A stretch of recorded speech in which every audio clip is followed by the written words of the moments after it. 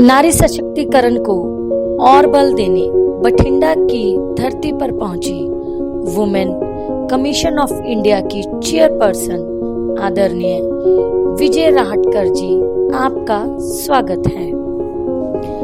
बठिंडा की महिलाओं की आवाज आपके पास दिल्ली में पहुंची और आप यहाँ हमारे बीच उपस्थित हैं। डायमंड वेलफेयर सोसाइटी से जुड़ी हर महिला आपका धन्यवाद करती है।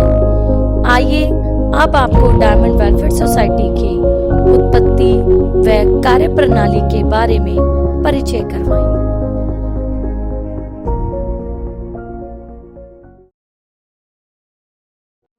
डायमंड वेलफेयर सोसाइटी सेवा, संस्कार और समर्पण की प्रेरक यात्रा।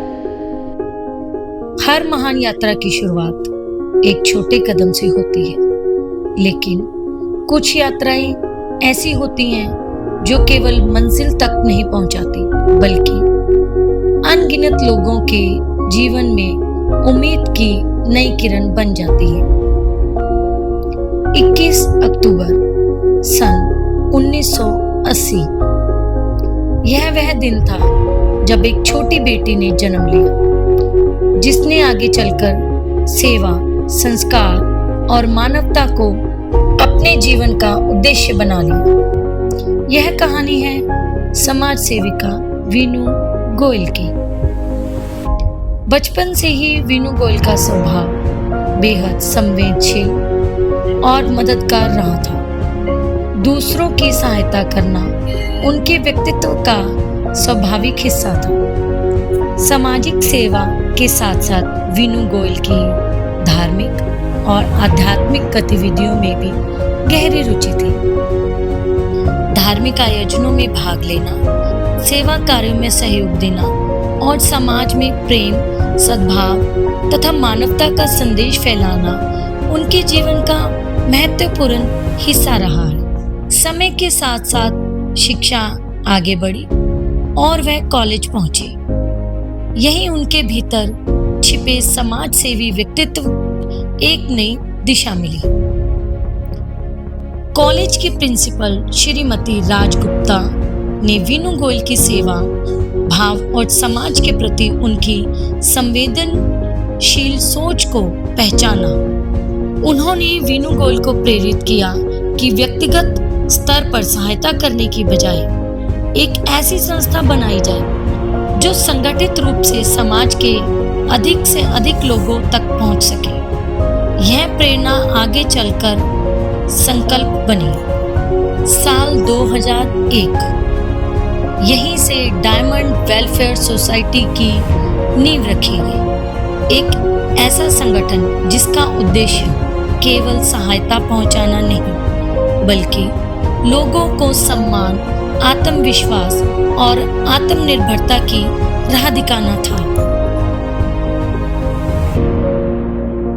उस समय शायद किसी ने ये सोचा नहीं था कि सेवा का यह छोटा सा बीज एक दिन विशाल वट वृक्ष का रूप लेगा, जिसकी छाया में हजारों लोगों को नई उम्मीद, नया आत्मविश्वास और बेहतर भविष्य का रास्ता मिलेगा।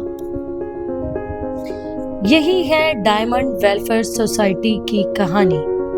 सेवा, संस्कार, समर्पण की एक ऐसी यात्रा जो आज भी निरंतर आगे बढ़ रही है।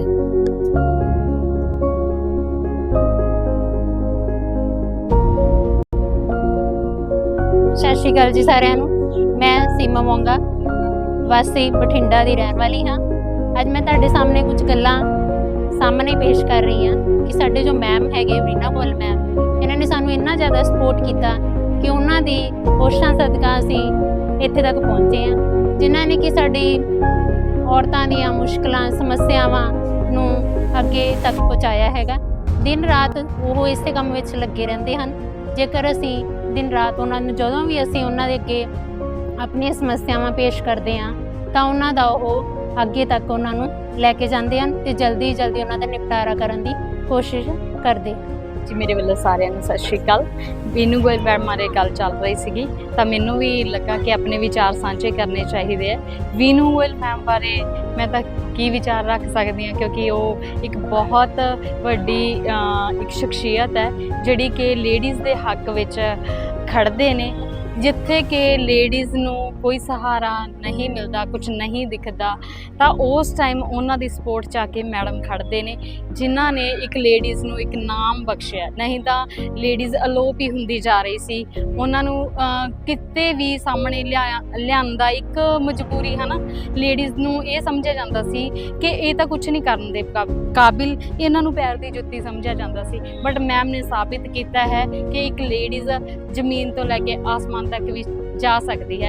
तो मैं बहुत धन्यवाद करती हूँ वीनू गोयल मैडम का। Thank you. आपने संस्था के कार्यक्रम में आकर जो उपकार किया है उसका हम तहे दिल से धन्यवाद करते हैं और आपसे यह वादा करती हैं कि जो मार्गदर्शन आपने हमें दिखाया हम उस पर खरे उतरें।